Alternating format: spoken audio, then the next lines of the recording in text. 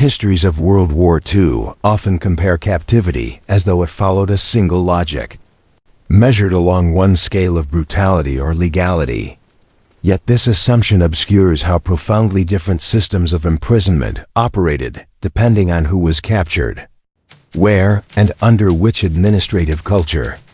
When gender enters this comparison, not as an emotional category but as an institutional variable, the differences become sharper.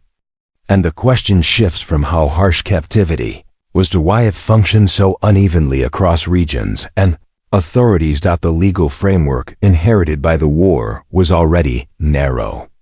The Geneva Convention of 1929 had been drafted around a specific subject: male soldiers captured in uniform by a recognized enemy army. Its language assumed temporary detention, reciprocal treatment, and eventual repatriation. Women appeared only indirectly, largely as civilians to be shielded from military harm, not as participants in warfare or as captives of military systems. This was not an oversight in the drafting process so much as a reflection of interwar assumptions about who fought wars and how wars were contained. When the Second World War expanded beyond those assumptions, the legal framework did not collapse, but it fractured. In Western Europe, where German and Allied forces confronted one another within relatively established state structures, captivity systems initially attempted to follow conventional models. Male prisoners of war were registered, assigned serial numbers, and placed within camps that mirrored earlier conflicts. When women entered these systems, often as resistance members, auxiliary personnel, or individuals classified as political detainees, the existing administrative categories struggled to accommodate them. Rather than revising the system, authorities tended to reclassify the individuals. Women were frequently designated as political prisoners rather than prisoners of war, a distinction that mattered because it removed them from international oversight mechanisms, reduced inspection frequency, and altered ration and labor regulations. By contrast, on the Eastern Front, where ideological warfare and resource scarcity dominated, captivity operated under a different set of priorities. German policies towards Soviet prisoners were shaped less by international law and more by racialized doctrine and logistical calculation. Within this framework, gender distinctions did not offer protection. They often compounded vulnerability. Soviet women captured as soldiers, medics, or support personnel were not consistently recognized as combatants, and administrative records frequently placed them within civilian or political categories.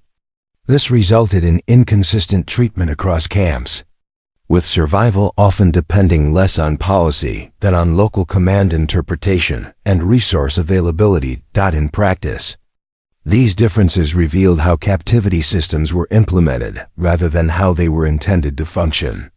In German-administered camps, central directives often emphasized labor utilization, security, and minimal compliance with legal standards were expedient.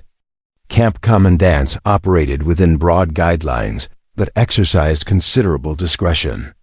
Where female prisoners were present in significant numbers, separate facilities or compounds were sometimes established, theoretically to manage hygiene and discipline more effectively. However, these spaces were typically allocated fewer resources and less medical staff, reflecting their marginal position within the broader system. By contrast, in Allied-controlled detention facilities, particularly those handling Axis personnel or collaborators toward the later stages of the war, gender introduced different administrative tensions. Female detainees were often perceived as anomalies within systems designed for male combatants.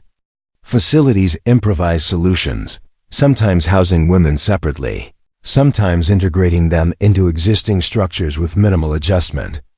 The absence of standardized procedures meant that treatment varied widely, influenced by local attitudes, available personnel, and the perceived political significance of the detainees. The Pacific Theater presents a further point of comparison. Japanese captivity systems operated under a military culture that emphasized discipline, hierarchy, and endurance, with less emphasis on legal reciprocity. Women captured as nurses, civilians, or auxiliaries were absorbed into detention regimes that made little distinction between gender categories in terms of labor expectations or punishment structures. Administrative records from these camps were often sparse, and post-war investigations noted that classification systems were inconsistently applied. In this context, gender did not create a separate system of captivity.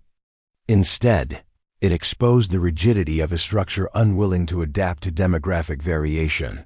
What becomes clear when examined closely is that gender influenced captivity most powerfully at the level of logistics. Ration scales designed around average male caloric needs were rarely adjusted. In camps where labor demands were high, women were expected to meet output targets identical to those assigned to men, despite differences in physical conditioning and the cumulative effects of malnutrition. Medical facilities reflected similar assumptions. Camp infirmaries stocked supplies for injuries associated with industrial labor or combat wounds, not for conditions related to pregnancy, childbirth, or long-term nutritional deficiencies that affected women differently. These logistical gaps were not always the result of explicit policy decisions. They emerged from administrative inertia. Military bureaucracies tend to reproduce established models, especially under conditions of strain. Introducing gender-specific planning required resources, training, and acknowledgement of deviation from the norm, all of which conflicted with wartime priorities focused on efficiency and control. As a result, women in captivity were often managed through ad hoc solutions rather than systemic reform. Comparisons between camps further illustrate this pattern. In some German satellite camps attached to industrial complexes, female labor units were established to support munitions production.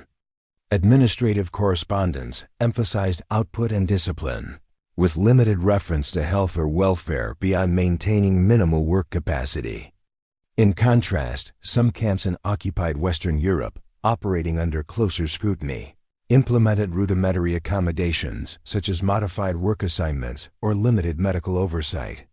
These variations did not reflect fundamentally different ethical positions, but rather differences in oversight, resource access, and perceived accountability. Local command culture played a decisive role.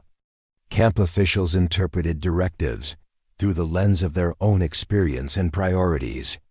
In some cases, officers with backgrounds in civilian administration applied bureaucratic solutions that mitigated the harshest effects of policy gaps. In others, particularly where ideological training was strong, gender distinctions were dismissed as irrelevant or inconvenient. These choices shaped daily conditions more directly than distant policy statements. Administrative contradictions also emerged in disciplinary systems. Women who failed to meet labor quotas or violated camp regulations were subject to punishment regimes designed for male populations. Records indicate that disciplinary measures were applied with little adjustment, reinforcing a system that valued uniformity over suitability. At the same time, women were often stereotyped within administrative discourse as either less capable or inherently disruptive, labels that influenced work assignments and disciplinary outcomes. This dual perception created an environment in which expectations were simultaneously lowered rhetorically and enforced rigidly in practice. The comparative outcomes of these systems are visible in post-war analyses. Mortality rates among female prisoners varied widely across regions, not because of a single determining factor, but because of how different systems responded to the presence of women. Where administrative flexibility existed, survival rates improved modestly. Where systems remained rigid, attrition increased. These patterns suggest that gender itself was not the primary determinant of outcome. Rather, it served as a stress test for institutional adaptability. This perspective also complicates post-war memory. Legal proceedings and historical narratives often focused on clear violations of international law, acts that could be documented and prosecuted. Structural neglect, administrative omission, and logistical misalignment were harder to address within legal frameworks designed to identify intent rather than systemic failure. As a result, gendered dimensions of captivity were frequently subsumed into broader categories of wartime suffering, losing analytical clarity. By contrast, contemporary historical research has increasingly emphasized the importance of institutional analysis. Examining how different captivity systems function reveals patterns that transcend individual camps or nations. It shows how total war pressured military bureaucracies to prioritize expediency, how legal norms were selectively applied, and how populations that did not fit established categories were managed through improvisation rather than planning. This distinction matters because it reframes how captivity is understood. Instead of asking which system was more brutal, the comparison shifts to how systems responded to complexity. Gender, in this context, highlights the limits of bureaucratic design. It exposes the consequences of planning for an idealized subject while confronting a diverse reality.